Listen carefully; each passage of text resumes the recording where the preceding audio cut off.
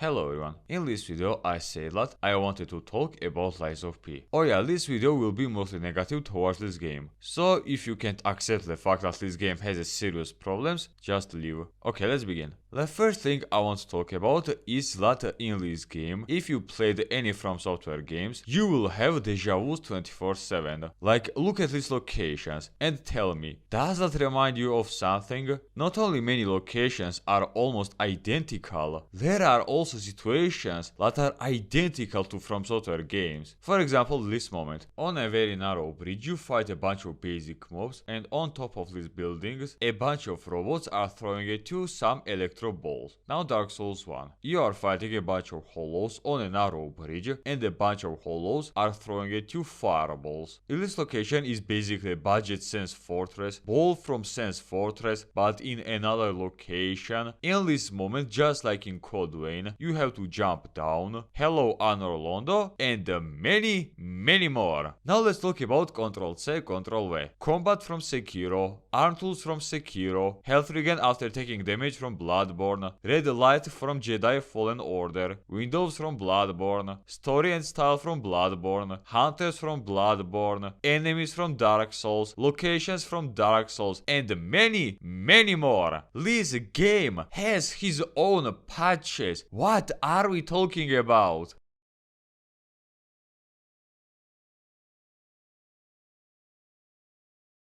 Now let's talk about bosses. I will say one thing and I want you to take it seriously. There is only 2.5 unique boss fights in this game. Now let me explain. Hello Parl, Lawrence, Gang Squad, Freyd will budget Malenia's Waterfall. This boss in phase 1 is literally a gaping dragon, and in his second phase, his flexing sentry will Midir's laser beam. Phase 1's Victor is literally Bane from Batman Asylum, and his phase 2 is literally Hulk Smash! Demon of Songs plus Guardian Ape, hello Manus, will Radagon's hammer and Elden Beast attacks. Before you say dumb shit like it's just a coincidence or it doesn't matter, look at this move and tell me, does this move remind you of something? This dude is stomping me just like Lawrence, while this bastard is running around just like Guardian Ape. His delay hits just like Guardian Ape. After that, you dare to say that it's just a coincidence? Or that this idiot's entire fucking moveset is a copy-paste of Lady Maria's moveset? It's just a coincidence? Fucking really? The only unique bosses that don't have the same moves or are literally stolen bosses from FromSoftware games are Laxasia, Fuko, and Puppet King, but only in his phase 1.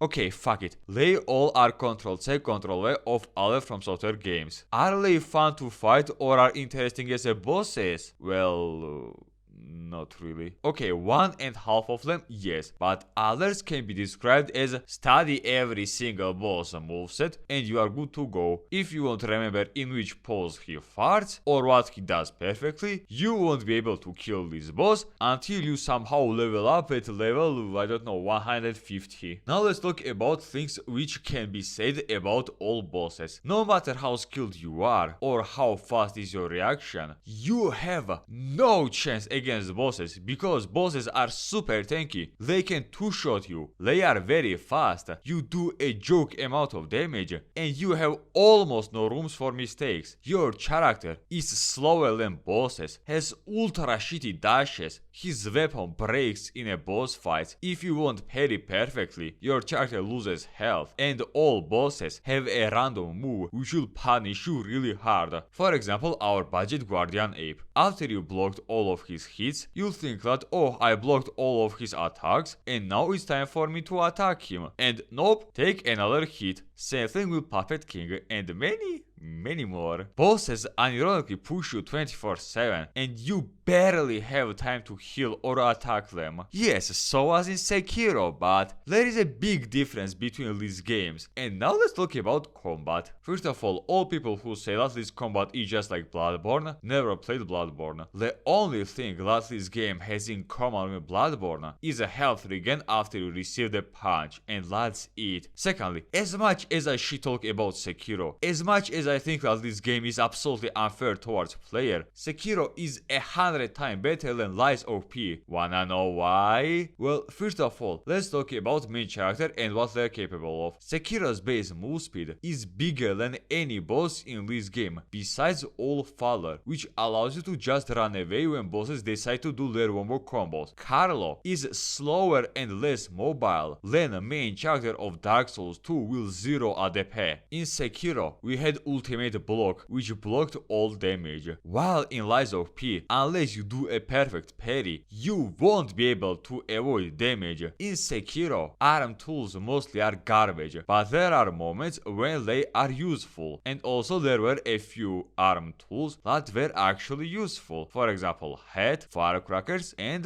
fire axe. While in Lies of P, every single arm tool, besides shield, which is also very debatable, are absolutely useless pieces of shit that not only are useless, do a joke amount of damage, their cast time is just huge. Like how many times I died because Carlo needs eternity to use his shield or any other arm tool, oh my god.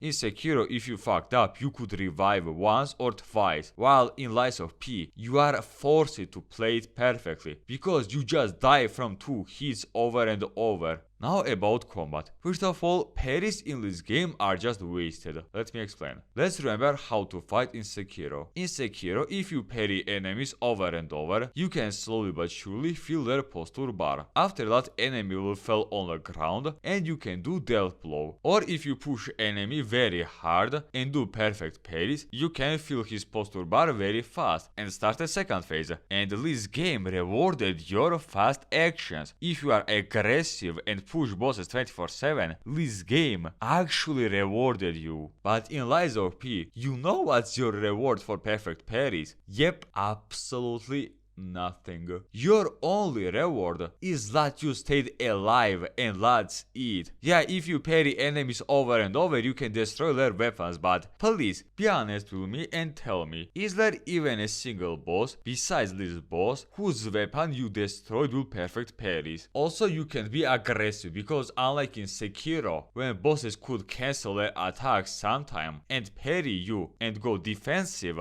bosses in Lies of P won't stop their attacks.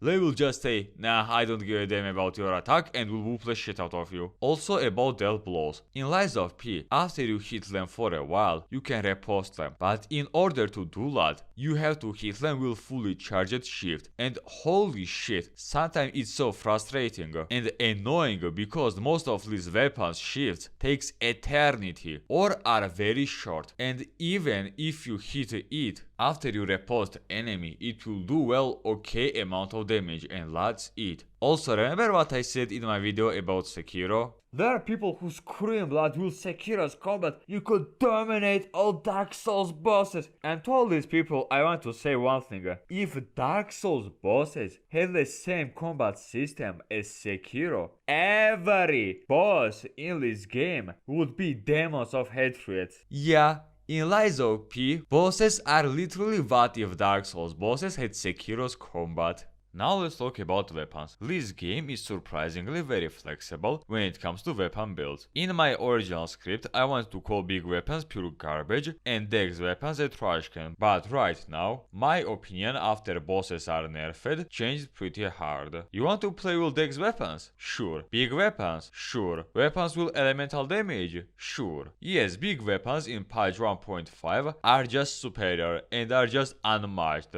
But this changes nothing. thing. In this game, right now, you can pretty much take whatever you want and it will be very useful. Also, there is one very cool thing that I liked about this game. In this game, you can change weapons, blade and handle anytime you want. And this is a very cool and fun thing, because you can do pretty interesting and fun combinations. For example, on my second playthrough, I used booster glaive handle on fire and poison blade because it allows you to quickly dash towards bosses when you fully charge it with shift. Yes, it has very shitty Fable art, but to be honest with you, nearly half of Fable arts in this game are very shitty, because their cast time takes eternity. You miss them because bosses decide to jump away, or bosses accidentally hit you and your Fable art was cancelled. Oh my god, how many times I missed my Fable arts in this game. It's not even funny. Also, like I said earlier, when bosses' health start to glow, in order to poise break them, you have to hit them with fully charged shift. And because in this game, this hit sometimes is eternity, bosses will cancel your hit or will jump away, and in land, their white bar will disappear. And this is the main reason why I used booster glaive handle on my second playthrough, because it has pretty fast charge and it has a good gap closer. But despite that, weapons in this game and their variety is still pretty good, and there is no doubt about that. Now let's talk about the biggest problem of this game. This game has nothing to offer you besides pure hardcore. No, really, it has nothing new to offer. This game's style and story is from Bloodborne, combat from Sekiro, bosses, locations and mobs from Dark Souls. This game unironically looks like a weird Frankenstein of all Miyazaki's games combined. And because of that, it just doesn't have its own individuality. And the funniest thing is that the Lords of the Fallen, which isn't also the best game either, as a game is better and has more things to offer. At least they created their own location, story, mobs and bosses with their own unique movesets that aren't a Ctrl-C, Ctrl-V of Miyazaki's bosses. Also, let's talk about a very popular myth about Miyazaki's games. Every single Miyazaki's game until Sekiro wasn't about difficulty. Any of his games weren't designed to be a pure hardcore that will bang players in every single pose. I will open a Davy Jones box for you and say that Dark Souls, Demon Souls and Bloodborne are as hard as any game on a hard difficulty. No, really, play Devil May Cry 3 on DMD difficulty, God of War 3 on God of War difficulty, or Metal Gear Rising Revengeance on Revengeance difficulty, and tell me, is there any difference between these games when it comes to be a hard game? These games are popular and loud not because of a hardcore bosses, yeah, but because boss fights are memorable and interesting to fight. Bosses like German, Midir, Fume Knight, Manus, Old King Aland, Nameless King and Ornate Smoke and many more are loud not because of a hardcore bosses, yeah, but because of their story, interesting design, unique boss fights that are both fun and interesting. And please tell me, is there even a single boss in this game besides Laxasia and Phase 1 Puppet King which you liked and can safely say that yes, this boss was hard, fair and a fun challenge? Not sure about you, but when I killed Manus, my reaction was, finally this garbage is over. Bosses in this game are absolutely unmemorable and uninteresting both design and combat wise, because you already saw them, you already saw these locations, you already saw these mobs. Also, enemy variety in this game is very small and also they are pretty unmemorable, to be honest with you. You already fought each of these bosses in FromSoftware games, and because of that, Lies of P looks like a cheap parody of Sekiro. In the end, I want to say one thing to people who say that Lords of the Fallen is just an insult towards FromSoftware, or that Lies of P beated it in every aspect. Have you even wondered why it beat hated Lords of the Fallen? Is it because this game is good, or because it stole everything from Miyazaki's games? Lies of P is an insult towards Miyazaki because it stole everything from him and failed in every aspect of it. Before you say dumb shit like every Souls game is just the same, no, it's not the same. In Neo we had different stances that allowed to swing a huge weapon just like daggers. In Code Vein we had blood codes, which allowed you to do a good wombo combos. In Lords of the Fallen you could power tense any weapon, and you also could use a lamp or combine ranged combat with melee combat. In Sinner Sacrifice Redemption, after every single boss you had a debuff, but your stamina and health increased, and many more. Lies of P didn't add anything new. It's literally Ctrl-C Ctrl-V of Dark Souls bosses and locations, with Sekiro's combat, but with Bloodborne's decorations. Okay, is Lies of P a bad game? Well, if you didn't play the Miyazaki's games, and if you won't drop this game, which is unfair towards you 24/7, you'll probably like this game, but if you played Soulsborne games, this game has literally nothing new to offer you. Everything good in this game is 100% Miyazaki's achievement, and everything that you find in this game was in Miyazaki's game, which makes this game, in my eyes, below average game at best. Yeah, it had a 1.5 good bosses. Some character story are amazing or very sudden memorable. Design and graphic is well solid, I guess, and this game is also optimized very well. But this doesn't change the fact that this game is just a cheap parody of Sekiro, Bloodborne and Dark Souls. Anyway, with this I'll say bye bye to you, and I will see you next time. While replaying this game, I may a little bit changing my opinion about this game, but not by much. This game, if we look at this game as an individual project, indeed is the best Souls-like game. But the problem is that this game isn't a good game because it's a good game. This game is good because it literally stole everything good from FromSoftware games. Before patch 1.2, all this game could offer you was a pure hardcore on bosses, but right now, these bosses are very nerfed. No, really, play demo of this game and then compare it to patch 1.5. The difference will be huge. Once again, as a game, this game is not bad. More than that, this game is very good. But the problem is that this game doesn't have its own individuality. Even Demon Souls and Sekiro, which are fighting toe-to-toe in my weakest FromSoftware games tier list, don't look like as if they are a cheap copy of something. They had real ideas, and they weren't made just to made. In these games, there were ideas that developers wanted to realize, but Lies of P looks like it was made just because why not? This game's biggest problem is that it doesn't have its own individuality, and also it literally stole everything from Miyazaki. The thing that I don't understand is that these games developers are very talented. They created bosses like Laxasia, Fuko, Clown, Parade Master in early game, and Phase 1 Puppet King, which means that they are capable of doing bosses with their own movesets, who also are fun.